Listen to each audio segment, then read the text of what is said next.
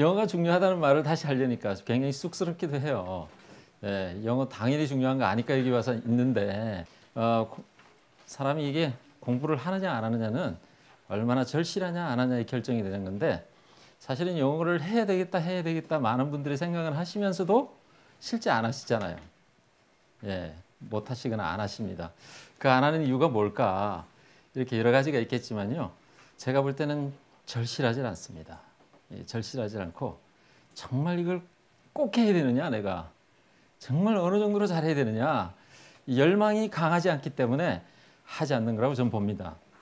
예, 그래서 목표가 뚜렷하지 않기 때문에 영어 공부를 하지 않는다. 저는 그렇게 생각했습니다. 여기는 수능 시험 보는 학생은 없죠. 그죠? 고등학생들 이 수포는 대포고 영포는 인포잖아요. 이걸 무지하게 많이 들었는데도 불구하고 이걸 실천하지는 않습니다. 예, 영포는 정말 인포에 가까울 정도로 이거는 고유 명사가 되어버렸습니다. 이 친구가 누군가 하면은 잭 안드라카라는 친구입니다. 잭 안드라카. 지금은 아마 20대 초반인 것 같은데요. 스탠퍼드 대학에 지금 재학 중입니다. 근데 이 학생이 누군가 하면 13살에 암에 관심을 갖기 시작했습니다.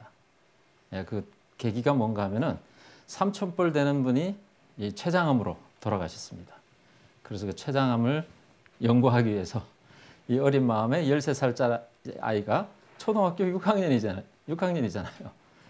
예, 그 아이가 암을 연구하기 시작합니다. 뭐 초등학생이 뭐 암을 연구하면 얼마나 연구하겠습니까?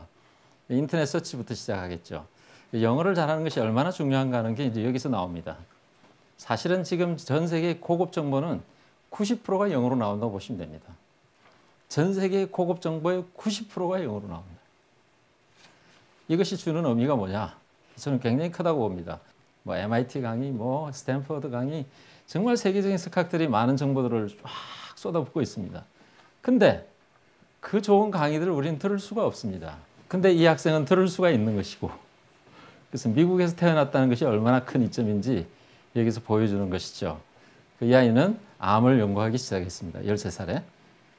연구하기 시작해가지고 암을 연구해 보니까 사람이 암에 걸리게 되면 특정한 단백질이 나온다는 것을 알게 되었습니다. 그래서 실험을 해보기로 했습니다. 췌장암에 걸리면 어떤 단백질이 나올까? 나도 한번 해봐야 되겠다. 공부를 해보니까 실험의 경우의 수가 8,000번이었습니다. 8,000번의 경우의 수를 실험을 다 해봐야 답을 얻을 수가 있다. 그래가지고 미국의 연구기관과 대학원에 이메일을 보냈습니다. 200통을 보냈습니다. 200통. 제가 연구를 하고 싶은데요. 13살짜리가. 연구를 하고 싶은데요. 실험실을 조금 대여해 주실 수 있는 분 이렇게 쫙 보냈습니다. 200통 중에 얼마나 답이 왔을까요? 한 사람에게 답이 왔습니다. 한 사람. 200명에게 보냈는데 딱 한 사람에게 답이 왔습니다. 오케이 했습니다. 네, 대단하죠? 우린 보통 한 100통 보내면 포기할 텐데 200통 보내가지고 이 꼬마 아이가 포기하지 않고 했다는 것이 참 놀랍고요. 일단 그 다음 또 이 아이를 믿고 대여해 준 사람도 대단하고요. 예, 거기서 실험을 시작하게 되었습니다. 해가지고 8,000번의 경우의 수 가운데 이 아이가 약 3년간에 걸쳐서 4,000번의 실험을 합니다. 4,000번의 실험. 대단하지 않습니까? 4,000번의 실험 끝에 세계 최초로 췌장암이 걸리면 메소틸린이라는 물질이 나온다는 걸 발견하게 됐습니다. 16살에. 어마어마하지 않습니까? 예, 세계 최초로. 예, 단돈 몇십 원에 췌장암 진단 키트를 내놓게 됩니다. 세계 최초로. 그리고는 이 아이가 스탠퍼드로 들어가게 됩니다. 제가 왜 이 말을 하는가 하면요. 영어를 왜 잘해야 되느냐. 기초 영어를 잘하는 거는 지금 AI 시대는 별 의미가 없어요. 제가 볼 때. 왜냐하면은 웬만한 그 AI 프로그램을 쓰시면 여행을 가시거나 어디 가시거나 기초 회화는 다 하실 수가 있어요. 근데 실질적으로 우리한테 정말 결정적인 인생의 방향을 결정지을 수 있는 수준은 어느 정도냐. 나의 인생을 바꿀 수 있는 게임 체인저가 될 수 있는 영어 실력은 어느 정도가 돼야 되냐. 이게 중요한 거죠. 그렇잖아요. 내 인생에 정말 어떤 터닝 포인트를 줄 만큼 영어를 잘해야 되냐. 제가 볼 때 웬만한 정보는 습득할 수 있는 수준이 돼야 된다. 웬만한 정보는 습득할 수 있는 수준이 돼야 이게 게임 체인저로서 영어를 습득하는 것이 의미가 있다고 봅니다. 그냥 대충 조금 잘해가지고는 별 의미가 없습니다. 회화 조금 몇 마디 한다거나 발표 정도 한다거나 그 정도는 안 됩니다. 웬만한 강의를 다 들을 수 있어야 되고요. 그다음 웬만한 정보를 빠른 속도로 습득할 수 있어야 됩니다. 그러면 인생의 게임 체인저가 될 수가 있습니다. 그럼 이 시간에 정말 게임 체인저가 될 수 있는 우린 수업을 하려고 하는 겁니다. 시간은 짧지만 7강이면은 약 7시, 8시간 정도밖에 되지 않습니다. 그러나 이 8시간 동안에 제 이 책의 엑기스만 제가 강의를 하고자 하는 겁니다. 왜 이게 그만큼 중요하냐면요. 지금 이게 제 핸드폰에 깔려 있는 겁니다. 이 CNN 뉴스, 그 다음에 ABC, 그 다음 BBC, 그 다음 BBC 러닝 잉글리시인데 옛날에 제가 영어 공부를 할 때는 정말 힘들었습니다. 제가 영어를 공부할 때 너무 힘들었습니다. 겨우 방송을 본다고 해봐야 AFKN이라는 게 있습니다. American Forces Network이라는 그 미군 방송이 있었습니다. 그것도 단파 라디오를 통해서 부근에 가야만 들리고 이 주파수를 잘 맞춰야만 들리는. 근데 그 내용이 군인 관련된 내용들이 많았습니다. 그러니까 얼마나 실생활과 동떨어진 영어를 제가 했습니까? 근데 그것조차도 자료가 없어요. 그런 상황 속에서 제가 영어를 배웠으니 그 당시에 영어를 잘한다는 건 거의 불가능했습니다. 그래서 제 시대에 영어를 잘하시는 분들은 보면 공통점이 있습니다. 그냥 책을 다 외웠습니다. 왜? 딴 방법이 없었습니다. 자료가 불충분하니까. 그냥 몽땅 다 외웠습니다. 몽땅 다 외우고 단파 라디오 사서 근처에 가서 틀어놓고 열심히 듣고 발음 따라하고 그게 다였습니다. 그래서 웬만한 책을 거의 다 외운 겁니다. English 900부터 시작해가지고 그 당시에 나오는 모든 회화책을 몽땅 다 외우는 겁니다. 그냥 외우는 겁니다. 큰 소리로. 그렇게 해서 영어를 잘하게 되는 사람이 얼마나 될까요? 거의 없다고 보시면 됩니다. 왜 거의 없냐? 굉장히 부자연스러운 영어 공부 방법이거든요. 굉장히 부자연스러운 방법입니다. 아이가 태어나서 언어를 하는 건 당연한 건데 너무나 부자연스럽게 억지로 그냥 생떼를 써서 외우는 겁니다. 그럼 누가 합니까? 너무 무슨 재미가 있어요? 그게 아무 재미가 없는 거예요. 근데 지금은 어떤 시대냐? 얼마나 영어 공부하기 좋은 시대인가 하면요. 이게 앱으로 무료예요. 이게 무료입니다. 미국을 가나 안 가나 미국이 제 손아귀에 들어와 있습니다. 이런 시대입니다. 지금 이 시대는 영어 공부를 못할 수가 없는 환경입니다. 단 조건이 많이 들으면 됩니다. 이것들을 그냥 하루에 20분씩 듣기만 하셔도 잘할 수 있습니다. 근데 문제는 이걸 들으려고 하니까 하나도 못 알아듣겠어. 그걸 지금 여기서 하는 겁니다. 그래서 어떤 분이 저에게 이제 유튜브에 거짓 정보들이 너무 많고 가짜 뉴스도 많고 엉터리 정보가 너무 많은 거예요. 제가 이거를 강의하기 시작한 지 불과 얼마 되지 않았습니다. 이 좋은 자료가 이제는 그 당시에는 앱이 없었거든요. 근데 3, 4년 전부터 이 앱이 발달이 됐어요. 이제는 핸드폰 탁 틀면 쫙 콘텐츠와 함께. 이게 영어 교육학적 가치가 얼마냐면요. 제가 볼 때 수십 조입니다. 아닙니다. 수백 조가 될 수도 있습니다. 대한민국이 1년에 쓰는 영어 관련 비즈니스로 쓰는 예산이 얼마냐면요. 대한민국 전체 국민이 1년 동안 영어 관련해서 쏟아붓는 돈이 얼마일 것 같아요? 대략 17조에서 20조 가량입니다. 20조, 17조에서 20조 가량입니다. 어마어마한 돈을 지금 쏟아붓고 있습니다. 쏟아붓고 있는데 영어를 잘하시는 분은 제가 찾아보기 참 힘듭니다. 그 덕분에 제가 이 강의를 하고 있는 거고요. 근데 이제는 제가 그럴 필요가 없다. 이제는 이걸 잘 듣게 해주면 누구나 영어를 하는 건 당연한 일이니까 미국의 거지도 영어를 잘하고 평범한 사람도 뉴스를 듣고 CNN을 다 듣고 이해를 하고 우리나라에 평범하신 분들도 KBS 뉴스, JTBC 다 듣잖아요. MBC 방송. 전혀 부담 없이 듣고 이해를 다 하시잖아요. 이게 수준이 높은 게 아니에요. 그냥 평범한 그 나라에서 태어난 평범한 사람이면 누구나 들을 수 있는 방송이 이 방송입니다. 근데 우리나라의 엘리트도 이걸 듣지 못해요. 심지어는 박사학위를 미국에서 받고 오셨는데도 안 들으시는 분이 많습니다. 이상하죠? 뭔가 심각한 문제가 있는 겁니다. 우리나라에 뭔가 영어 교육에 심각한 문제가 깔려 있는 겁니다. 뭐가 도대체 문제냐? 뭐가 도대체 문제일까요? 이게 이제 CNN이라는 건데요. 예, 아시죠? 그죠? 이게 이제 TV에 24시간 틀면 이제 나오잖아요. 이제는 뭐, 그냥 틀면 그냥 계속 나오잖아요. 문제는 볼 수 없어서 문제지. 이제 이거를 볼 수 있고 즐길 수만 있으면 이제 대한민국은 영어 교육에서 해방되는 겁니다. 이제는 영어만 잘하시면 이걸 그냥 들으실 수 있는 시대입니다. 웬만한 정보는 다 있다고 보시면 됩니다. 웬만한 정보는 다 있다고 보시면 됩니다. 예, 대학 관련 과목들 싹 다 있습니다. 싹 다. 예, 철학이 뭔가 하면 우리나라 영어 교육의 가장 근본적인 문제가 뭔가 하면 이 들을 수 없다라는 게 문제입니다. 잘 한번 생각해 보십시오. 우리가 영어 교육에서 이 듣는 걸 얼마나 잘 연습을 했는지, 그 다음에 얼마나 내가 많이 들어봤는지 잘 한번 생각해 보시면 우리의 영어 교육에 10년, 20년, 30년 동안 귀를 가지고 훈련해 본 적이 별로 없는 것 같다라는 생각을 하시게 될 겁니다. 사실은 미국에 딱 내리는 순간 공항에서 제일 먼저 당황하는 게 뭔가 하면 그 세관에서 무슨 소리를 하는지 빨리 이렇게 안 들릴 때 급당황하기 시작합니다. 예, 본인은 실력이 짱이라고 생각했는데 딱 내리는 순간 얼굴이 빨개지면서 이제 눈치를 보게 되는 그런 상황이 오거든요. 이게 들을 수 있으면 말할 수 있고 읽을 수 있으면 쓸 수 있습니다. 우리나라 영어 교육은 지나치게 읽는 데 초점이 맞춰져 있습니다. 분석하는데. 그때 이제 읽는 것도 속독을 해서 이렇게 읽는 게 아니고 한국식으로, 예, 이렇게 번역식으로 이제 읽는 거죠. 그래서 막 뒤에서 올려서 막 이렇게 해석을 합니다. 그러니까 이게 속도도 없는 거예요. 그래서 듣지도 못하고 읽는 것도 잘 읽지도 못해요.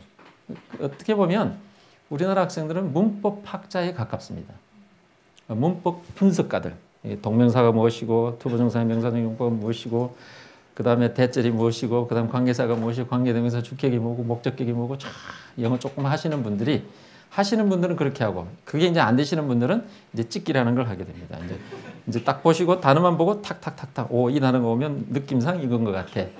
이렇게 이제 찍기가 이제 발달이 됐죠. 그래서 토익을 3개월 만에도 900점이 나오는 이유가 찍기가 너무 발달이 되는 거예요. 요령이 발달이 되는 거예요. 그 대한민국에는 요령 문화가 이 영어 교육에 있어서 특히 많이 발달이 되어 있습니다. 그거 혹하게 되면 순간 모면은 되겠죠. 순간 모면 탁 해가지고 800 바꿔보자. 그걸 바꾸고 난 다음에 그 다음 땡이야.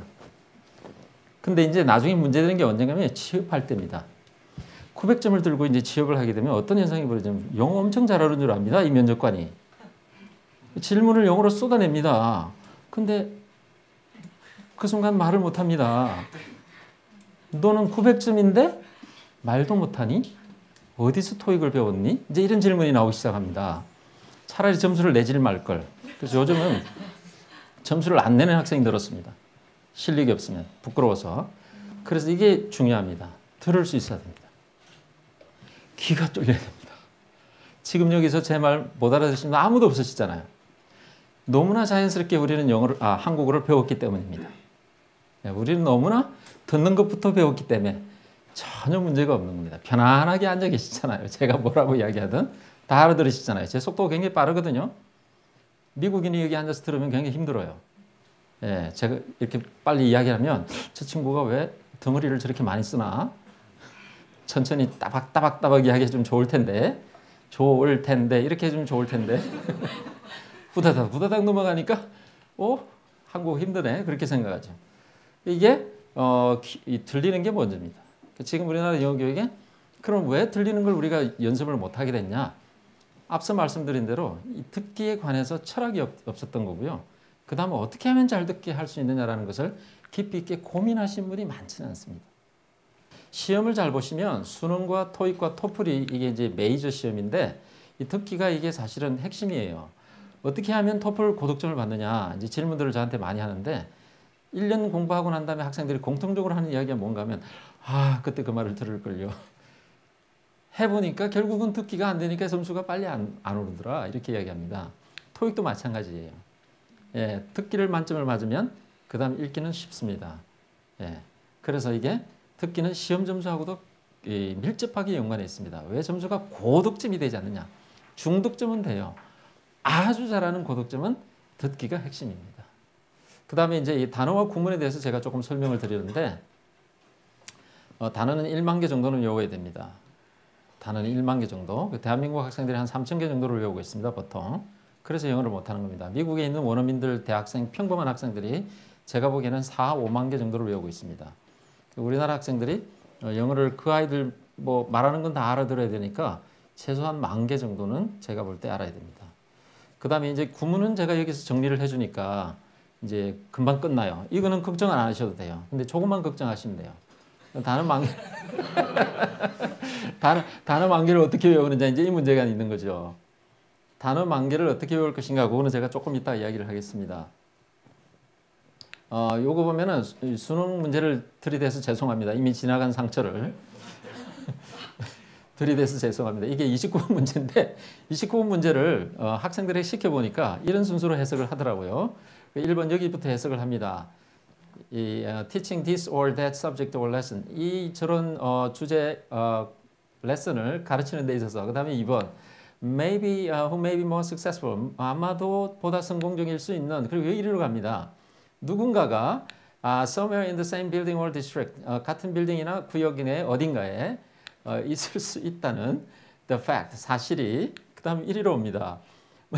문을 꼭 닫고, 그 다음 이리로 학기 내내 through the school calendar, 학기 내내 virtually alone, 사실 혼자서 work their way, 자기 일을 열심히 하는 선생님들에게는 이해가 안 된다. 이렇게 이제 제가 자, 이 순서대로 이렇게 해석을 해놨습니다. 모든 자습서에. 그럼 이렇게 해석을 해놓으면 제가 이 한글을 보다가 한글이 너무 어려워요. 제가 그래도 석사학위를 몇 개나 하고 이렇게 가르치기도 엄청 하고 책도 많이 읽었는데 한글이 이해가 안 되는 거예요. 이해되는데 한참 걸리는 거예요. 몇 번을 읽었습니다. 몇 번을. 한글 구조하고 영어 구조가 완전 다른 거죠. 그래서 그거를 이해하고 영어식으로 해야 되거든요. 영어식으로 이렇게 해야 이게 빨리 이해됩니다. 이게 이렇게 이제 짧게 해야 됩니다. 있을 수 있습니다. 누군가가 같은 빌딩이나 구역 내에, 그리고 보다 성공적일 수가 있습니다. 이것저것 가르치는 데 있어서. 근데 이 사실이 이해가 안 돼요. 선생님들. 어떤 선생님들인가 하면 문을 꼭 닫고 자기 일만 하는 사람들이 학기 내내 혼자서. 이게 훨씬 빨라요. 아닌가요? 훨씬 이게 빨라요. 그래서 영어와 한글의 이 구조의 차이, 이 차이를 이해하시면 앞에서 미국 사람이 이해하듯이 쭉 이해를 하면 이제 가능성이 하나 생깁니다. 어떤 가능성이 생깁니까? 속독이 가능하고, 그 다음에 하나 이제 가능성이 생기는 게 뭔가 하면 이제 소리만 첨가하면 내가 듣기도 되겠구나. 이 문장이 한 문장짜리거든요. 그럼 CNN에 이게 나왔다고 해보십시오. 이거 1초, 2초, 3초, 4초, 5초, 6초 정도의 이 문장은 지나가는데 읽는 것도 힘든데. 근데 문제는 이걸 소리를 어떻게 내고 있으며 어떻게 이렇게 빨리빨리 이해되는지는 연습해 본 적이 없는 거예요. 언어가 어렵다고 생각하는 순간 그건 끝난 겁니다. 어렵게 배웠기 때문입니다. She is my step 하면 예를 들어서 이 찍독찍해를 이제 어느 분이 이제 얘를 티칭을 하시는데 이제 이렇게 합니다. 초등학생들에게 이렇게 가르칩니다. 그녀는 이다, my step 이렇게 이야기합니다. 예, 그녀는 이다, my step. 혹은 그녀는 내 직원이다. 어느 게 한국말이에요? 이 두 번째 게 한국말이죠. 이 첫 번째 거는 1:1 대응이죠. 찍독찍해는 아닙니다. 한국말이 아닙니다. 한국말이 이런 말이 없습니다. 그녀는 이다, 내 직원 이런 말이 없습니다. 그녀는 내 직원이다가 이게 정상적인 한국말이에요. 자, 이게 이제 아이들에게 찍독찍이를 이렇게 가르치고 있더라고요. 그럼 예를 들어서 길어지면 어떻게 됩니까? She's my step who is on maternity leave 하면 그녀는 maternity leave 하면은 출산휴가입니다. 출산휴가 중인 내 스텝이다. 그녀는 이다, 내 직원, 출산휴가지. 이제 이게 1:1 대응하면 이렇게 되죠. 이거는 1:1 대응이지 찍독찍해가 아니에요. 그래서 지금 1:1 대응을 가리키는 분들이 있어요. 이거는 정말 머리가 좋아야 됩니다. 이게 무슨 말인가 하면 1:1 대응을 하면 이게 한국말이 아니거든요. 이게 혼자서 다시 이걸 재해석해야 됩니다. 저는 이 말을 이해 못 하겠어요. 그러면 이거 1:1 대응해서 추측해서 단어만 나열하고 그냥 이해했다 이거거든요. 저는 이런 말을 이해할 수가 없습니다. 차라리 이렇게 해야 말이 되겠죠. 그녀는 출산휴가진 내 직원이다. 이러면 최소한 한국말은 되죠. 근데 좀 더 빨리 하면 여기서 돌아가지 말고 그녀는 내 직원인데 그녀는 출산휴가진이다. 이러면 더 빠르겠죠. 돌아가지 않고 바로 가니까. 그래서 이걸 연습 잘하면 영어 잘하는 겁니다. 이렇게 하면 이제 중수, 이렇게 하면 하수, 중수, 고수. 여기 계신 분들은 이렇게 하시면 이제 고수가 되시는 겁니다. 그래서 직독직해의 원칙은 90% 이상의 문장에 적용이 돼야 되고요. 어려운 문장에도 적용이 되고 그 다음에 덩어리 소리 개념이 적용돼야 됩니다. 이게 덩어리. 언어라는 게 지금 제가 말씀드리는 것이 이게 한 덩어리로 이야기하잖아요. 지금 제가 말씀드리는 것이 이렇게 안 하잖아요. 지금 제가 말씀드리는 것이 이게 주어거든. 이게 주어거든요. 한 덩어리. 지금 제가 말씀드리는 것이 정말 중요합니다. 이게 보어거든요. 그러니까 한 덩어리, 두 덩어리 이렇게 이야기하는 것이 이렇게 하나하나 잘라서 하지 않습니다. 왜 CNN이 안 들리냐? 덩어리 개념이 없기 때문에 그렇습니다. 그래서 기초 회화를 배우면 미국인들이 천천히 말을 해줍니다. Where are you going? 천천히. Are you going to do something? 그럼 미국 가면 어떻게 합니까? Where are you going? What are you doing? What's up, man? 이렇게 하지 않습니까? 문장 전체가 한 단어처럼 들리잖아요. 단어를 외우는 것과 같다 이렇게 생각하시면 됩니다. 그건 해석도 필요 없는 거예요. 그냥 한 단어다 이렇게 생각하시면 돼요. 그래서 이 덩어리 개념이 없으면 긴 문장은 이해되질 않습니다. 그래서 테일러 스위프트의 인터뷰를 통해서 한번 보죠. 이 테일러 스위프트 하면은 유명한 팝 싱어죠. I'd get kind of called in front of a group of people who have known me and worked with me for years who would sit down and say, "Are you sure you want to call the album 1989?" 한 4초 만에 얘기했습니다. 예, I would get kind of called in front of a group of people. 이거 쉬지 않고 이걸 잘라주질 않습니다. I would get kind of called in front of a group of people. 이렇게 잘라주면 더 이해가 안 된다고요. 예, who have known me and worked with me for years. 이렇게 안 한다고요. Who would sit down and say. 더 힘들어요, 이게. 그래서 이건 덩어리처럼 해줘요. I would get kind of called in front of a group of people who have known me and worked with me for years. Who would sit down and say, Are you sure you want to call the album 1989? 이렇게 해줘야 이해가 됩니다. 들리고. 예, 이거에 우리는 연습이 안 돼 있는 거죠. 아, 읽는 것도 힘들어 죽겠는데 이걸 해석시키니까 이렇게 하더라고.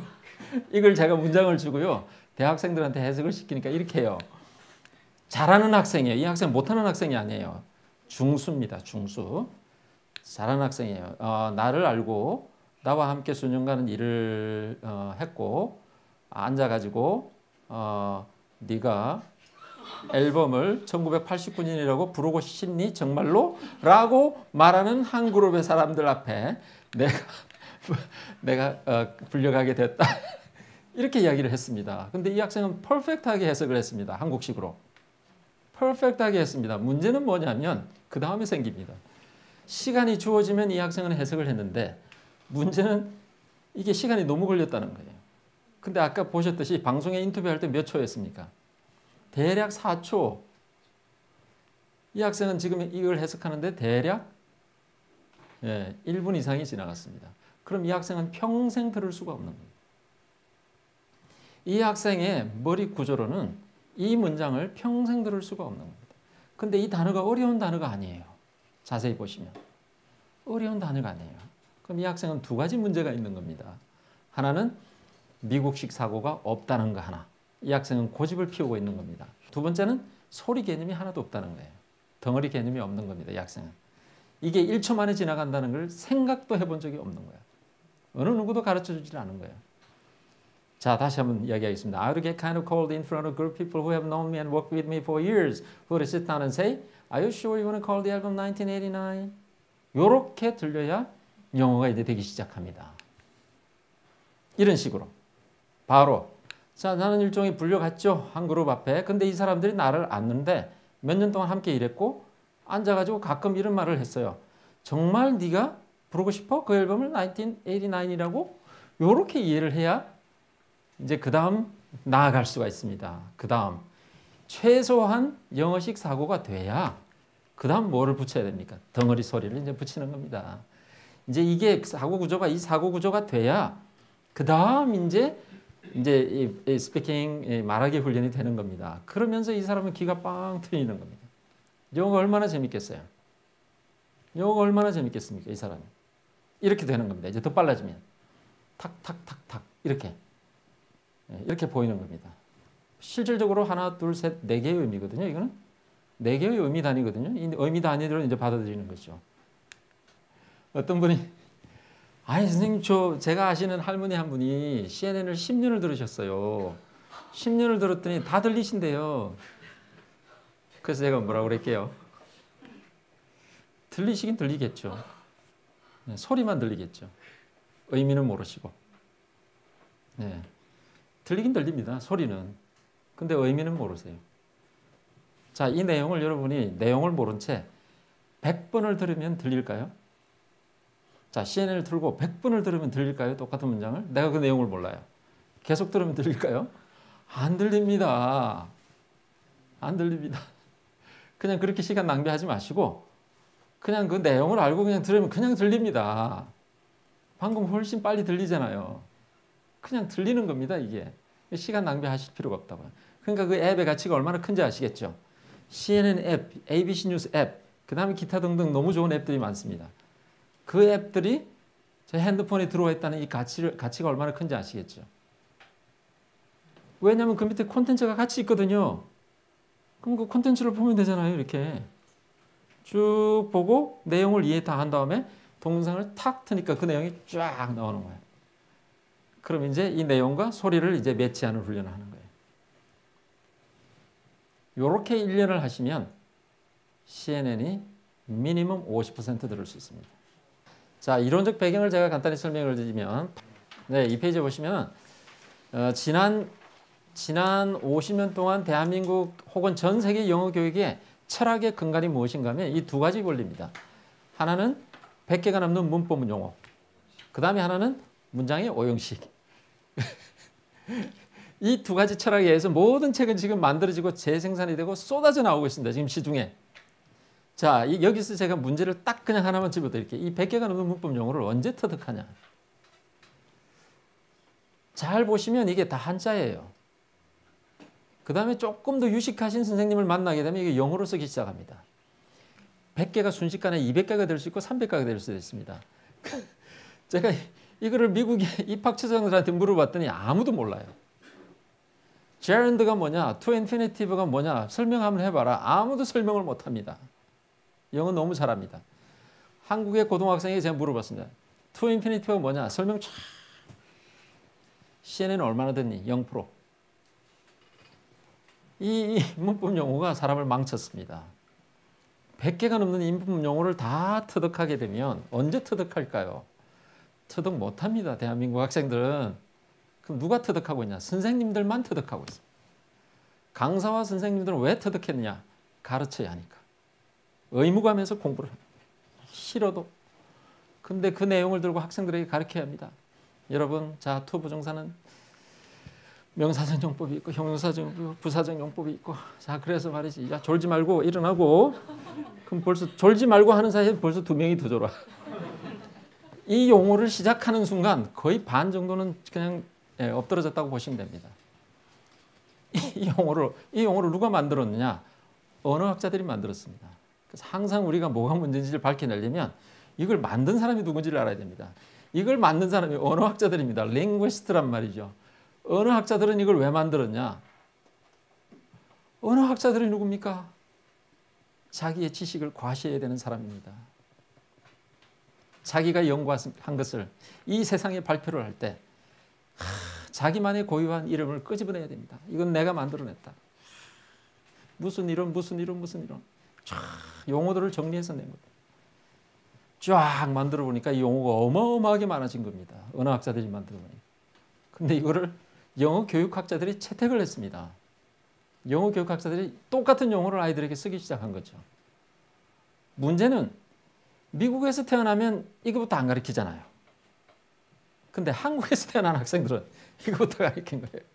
거기서 문제가 발생한 겁니다. 한국에서 태어난 학생들이 이거부터 하지 않았다면 괜찮았을 거예요. 근데 뭐 대안이 없으니까 그냥 이거부터 하게 된 거죠. 그래서 여기서 비극이 시작됐습니다. 이 두 개에서. 이 두 개 철학에서 비극이 시작됐고 지금 머릿속에 이 두 개가 가득 들어있다면 빨리 비워내십시오. 빨리 비워내십시오. 늦으면 늦을수록 손해입니다. 자, 그 100개가 넘는 문법 용어를 이 책에서 4개로 줄였습니다. 명사와 동사와 형용사, 부사로. 딱 4개로 정리가 다 됩니다. 이 믿을 수 없는 일이죠. 100개가 넘는 문법 용어가 사실은 기능별로 분류하면 4개밖에 되지 않습니다. 4개밖에 되지 않습니다.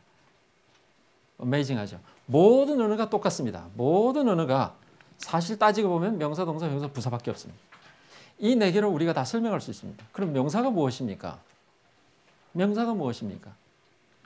명사는 눈에 보이는 것과 보이지 않는 것들의 이름입니다. 우리 눈에 보이는 것들은 다 명사라고 보시면 됩니다. 그렇죠? 보이지 않는 것들의 이름은 또 뭐가 있습니까? 예를 들어서 저기 밖에 보니까 뭐 은혜도 있고요. 추상적이잖아요. 보이지 않는 거잖아요. 그죠? 뭐 의롭다든지 의로움이라든지 정의 뭐 이런 거라든지 이건 눈에 보이지 않는 것들입니다. 이게 다 명사입니다. 뭔가를 정의를 내리고 이름을 짓는 것은 다 명사들입니다. 그래서 눈에 보이는 것과 보이지 않는 것들의 이름은 명사입니다. 태초에 우리 인류가 처음 이 땅에 존재했을 때 인간들이 처음에는 상형 문자를 쓰고 뭐죠? 소리를 내면서 짐승처럼 대화를 했을 수가 있습니다.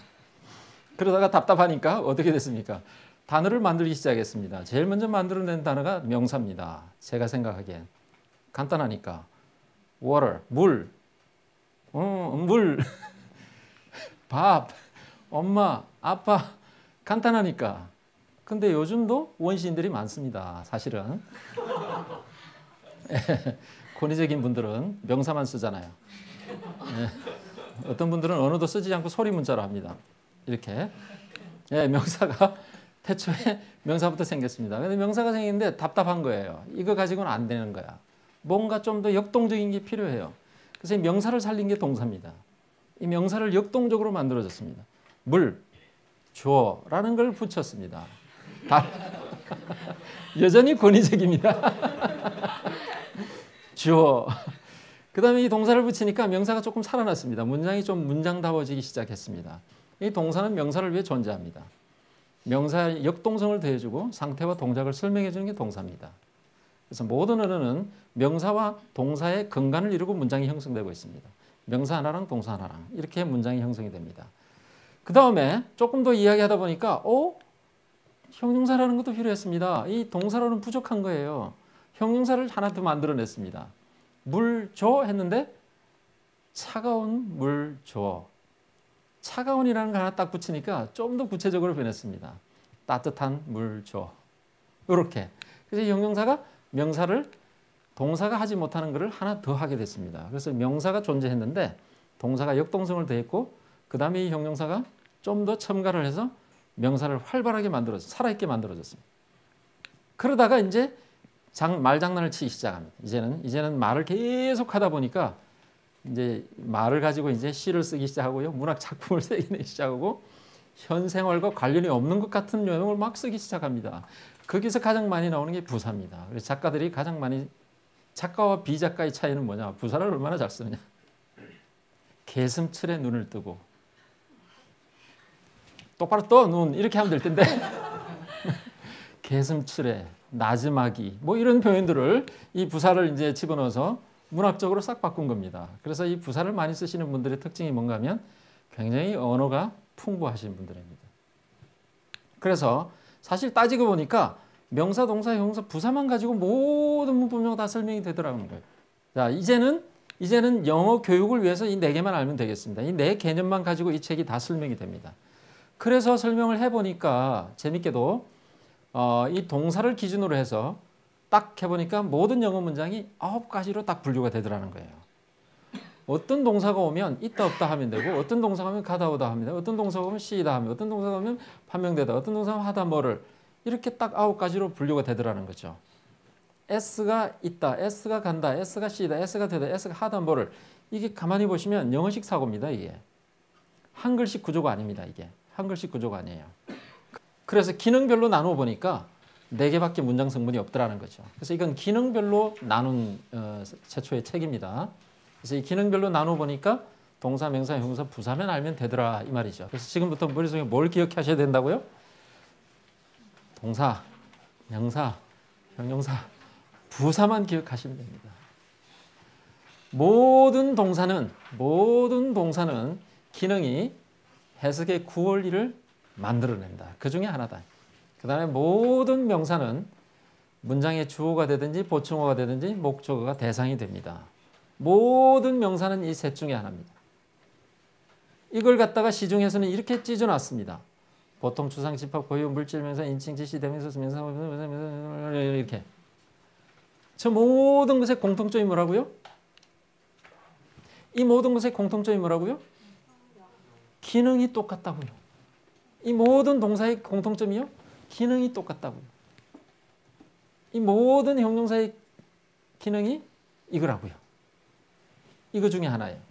모든 부사의 기능이 묘사라고요. 그래서 기능별로 분류하니까 명사, 동사, 형사, 부사밖에 없더라. 그러니까 결론적으로 말씀드리면 학생들에게 저거 안 가르쳐도 되고 요것만 가르쳐도 된다 이거죠. 자, 여기서 어떤 혁명이 발생합니까? 수업이 재밌으려면 선생님이 쓰는 용어가 많을수록 재밌을까요? 적을수록 재밌을까요? 적을수록 재밌습니다. 기억할 게 작으니까. 선생님 명사 그러면 서로 통일이 된 거예요. 다 알아들은 거예요. 근데 선생님이 투부정사의 명사적 용법 하는 순간 반은 못 알아들은 거예요. 그럼 그 수업은 안 되는 거예요. 불완전 학습이 되는 겁니다. 누구는 되고 누구는 안 되고. 거기서 갈등이 시작됩니다. 사회적 갈등이 시작됩니다. 학교에서 갈등이 시작됩니다. 선생님 말이지 못하고 말이에요. 자기가 못한 것도 있으면 또 잘하는 애들은 왜 저렇게 쉽게 하냐고 그러고. 모든 비극이 교실에서 시작됩니다. 불쌍한 대한민국 학생들입니다. 여러분들은 상처를 많이 받고 자란 학생들입니다. 치유가 필요합니다.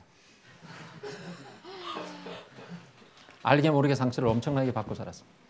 이거를 이제 보면 자 이제 영어식 사고가 된 다음에 자 영어식 사고의 핵심을 제가 그러면 왜 9가지로 그렇게 했냐 이 책에 보면 이게 있습니다. I bought a book 예를 들어서 I bought a book yesterday 그러면 이게 한국말은 한국말과 영어의 근본적인 차이를 제가 말씀드리겠습니다. 영어는 위치어입니다.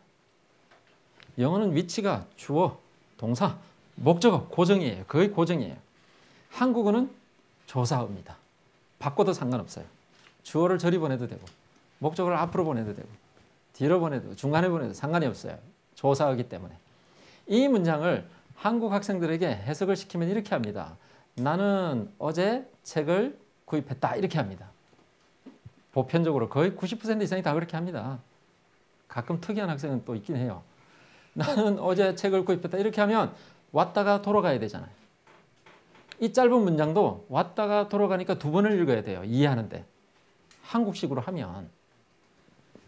그러면 자 보세요. 내가 어제 책을 구입했다는 말이 됩니까? 안 됩니까? 내가 구입했다 책을 어제는 어때요? 내가 책을 어제 구입했다는 어때요? 내가 책을 구입했다 어제는 어때요? 내가 구입했다 어제 책을 내가 어제 구입했다 책을 다 말이 되잖아요.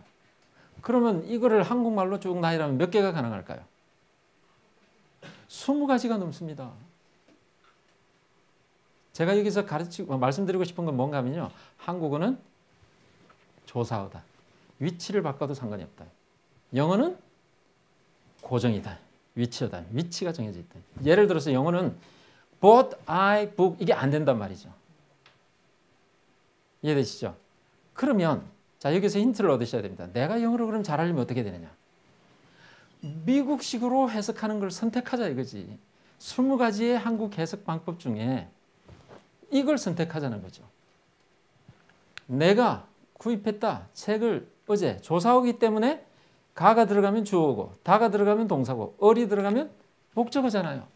한국어는 바꿔도 상관없어요. 약간 뉘앙스가 처음에는 어색할 뿐이지 숙달이 되면 아무 문제 없어요. 아무 문제가 없습니다. 왜? 우리는 조사어에 익숙해 있기 때문에. 이걸 계속 쓰는 겁니다. 이 수업 시간에는 이걸 계속 쓰는 겁니다. 이 식으로 계속 하는 거예요. 그래서 제가 DNA를 지금 씹는 겁니다. 영어식 내 DNA를 지금 씹는 거예요. 짧은 시간이지만 계속 영어식으로 생각해서 돌아가지 않게 만드는 게 이 수업의 목표입니다. 그것만 돼도 그냥 본전을 그냥 찾으신 겁니다. 그 이상을 찾으신 겁니다. 그래서 이렇게 9가지가 나오게 된 거고요. 그래서 이렇게 나온 겁니다. 이 책에. 그래서 동사, 명사, 형용사, 부사 이렇게 딱 4가지 확장으로 이 확장이라는 말을 쓴 이유는 덩어리 개념입니다. 덩어리, 덩어리, 덩어리. 명사 덩어리, 동사 덩어리, 형용사 덩어리, 부사 덩어리. 결국은 다 뭐라고요? 명사, 동사, 형용사, 부사다. 그래서 그 4가지만 기억하면 모든 분야가 다 설명이 가능하다. Amazing. 그래서 4개밖에 없다. 예, 이미 설명한 거라서 요거는 생략하고 넘어가겠습니다. 빠른 속도로. 자, 그렇게 해서 요약을 하면 이렇게 되는 겁니다. 전체 요약을 하면 문장 성분은 명사, 동사, 형용사 6페이지에 있죠. 예, 6페이지에. 예, 문장 성분을 요약하면 명사, 동사, 형용사, 부사밖에 없고 각각의 정의를 이렇게 내려놨습니다. 정의를 이렇게 내려놨고요. 그 다음에 이 명사의 기능은 요 3가지밖에 없고 동사의 기능은 이건 옛날 방식이니까 제가 하질 않습니다. 그래서 문장 해석의 구원리를 결정한다. 그 다음에 형용사는 보충어와 수식어 역할을 한다. 앞에서 하느냐 뒤에서 하느냐. 그 다음 부사는 7가지의 풍부한 묘사를 가리킨다. 그래서 부사는 묘사어입니다. 기능이 묘사. 7가지 방식으로 묘사합니다. 자, 우리가 지금 여기서 공부를 하고 있지 않습니까? 자, 한번 해봅시다. 7가지. 언제 하고 있습니까?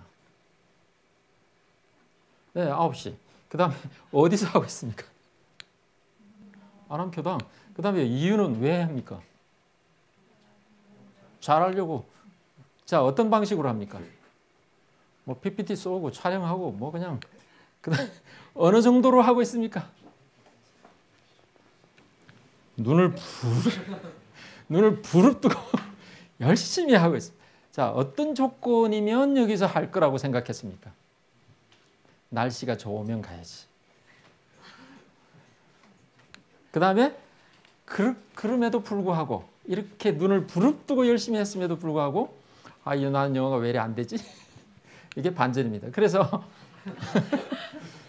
부사는 이 동사의 7가지 측면에서 이 동사를 역동적으로 만들어줍니다. 언제 이걸 하느냐, 그 다음에 어디서 하느냐, 왜 하느냐, 어떤 식으로 하느냐, 어느 정도 하느냐, 그 다음에 어떤 조건 하에서 하느냐. 그럼에도 불구하고 이런 일이 발생. 부사를 뭐라고 정의할 거냐. 시중에 아마 인터넷에 아마 여러분 부사 이렇게 치시면 쫙 설명이 나오는데 100이면 100 설명이 똑같습니다. 거기 중에 제가 하나만 딱 말씀드리면 기가 막힌 양태부사라는 게 있습니다. 제가 그 양태부사를 이해하기 위해서 위키피디아부터 시작해서 이게 무슨 뜻인지 쫙 다 돌려봐도 도무지 학생에게 설명할 수 없었습니다. 얘야 이건 모양과 태도를 가리킨단다. 제가 이해를 못했는데 그 학생에게 남이 써놓은 걸 그대로 이야기할 수가 없었습니다. 양심상. 이건 문제가 있는 겁니다. 교사도 모르고 학생도 모르고 둘 다 모르는 용어를 쓰고 있는 겁니다. 양태부사. 예, 이게 단면적인 내용입니다. 부사가 무엇입니까? 본인의 마음속에 명확하게 정의를 내릴 수 없다면 그 다음부터는 공부가 안 된다고 봐야 됩니다. 그 용어가 나올 때마다 계속 이거는 삼켜야 되는 겁니다.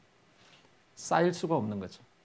그만큼 우리가 용어가 난무를 하고 있다는 걸 지금 제가 말씀드린 겁니다. 그래서 이렇게 기본적인 게 딱 했고요. 그 다음에 이게 확장이 된 형태. 하나, 둘, 셋, 4가지입니다. 덩어리. 그래서 덩어리 중에서 한국 사람이 못하는 덩어리, 4덩어리. 이 4덩어리를 우리가 이제 보는 겁니다. 4덩어리밖에 안 돼요. 4덩어리밖에 안 됩니다. 굉장히 심플합니다. 그래서 이제 존재 유무가 들어가게 됩니다. 들어가기 전에 이제 보캐블러리 문제는 제가 하는 것이 아니기 때문에 그걸 제가 미리 말씀드리면 저희 홈페이지에 가면은 단어장을 A4 용지에 이렇게 뽑을 수 있도록 되어 있습니다. 이 영어 자료실에 들어가시면 그래서 영어 단어는 하루에 몇 개씩을 외워야 되냐면요. 영어를 정말 잘하고 싶으시면 영어 단어를 오래 끄시면 안 됩니다. 1년에 책을 한 권 외우겠다 하시면 그건 힘듭니다. 보통 영어 단어책 한 권에 단어가 몇 개 들어있냐면 한 3,000개가 들어있습니다. 자, 그 3,000개를 1년에 외우겠다 하시는 순간 그분은 영어가 힘들어집니다. 그럼 3,000개를 얼마 만에 외워야 될까요? 정말 잘하고 싶으시면 제가 챌린지를 하겠습니다.